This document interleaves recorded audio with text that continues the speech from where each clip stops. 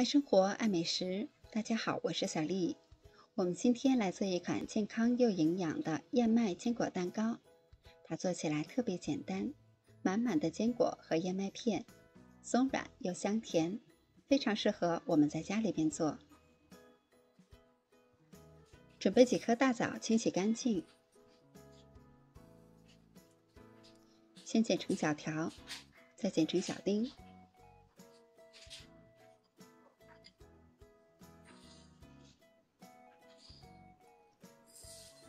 在大碗中加入200克的即食燕麦，然后打入2颗鸡蛋，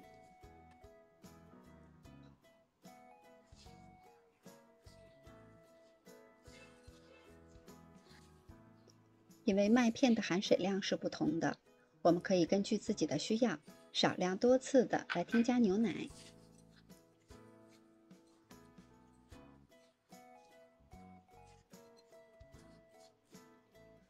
我一共加了有200克的牛奶。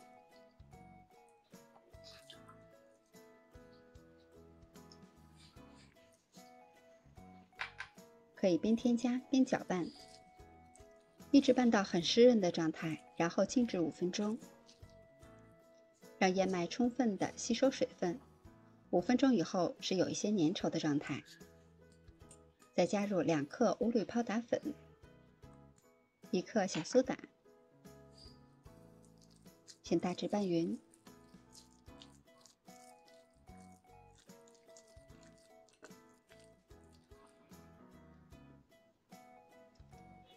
再加入熟的花生、核桃碎，我一共添加了80克。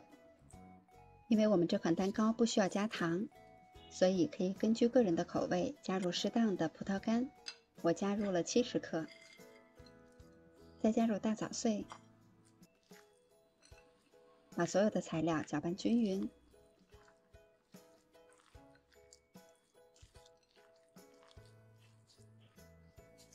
我准备的是一个6寸的蛋糕模具，在上面薄薄的刷上一层植物油，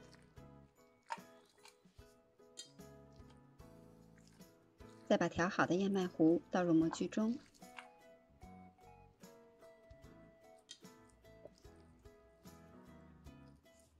用刮刀摊平压实，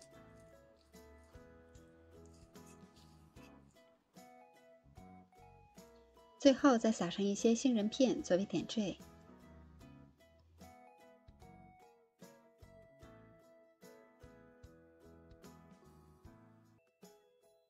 烤箱开上下火180度，提前预热，把烤盘放在下层的位置，烤35分钟左右。因为烤箱之间是有差异的，所以具体的温度和时间还要根据实际情况来适当的调节。烤到蛋糕上色均匀就可以出炉了。模具不烫手了以后，把它脱模，就可以装盘开动了。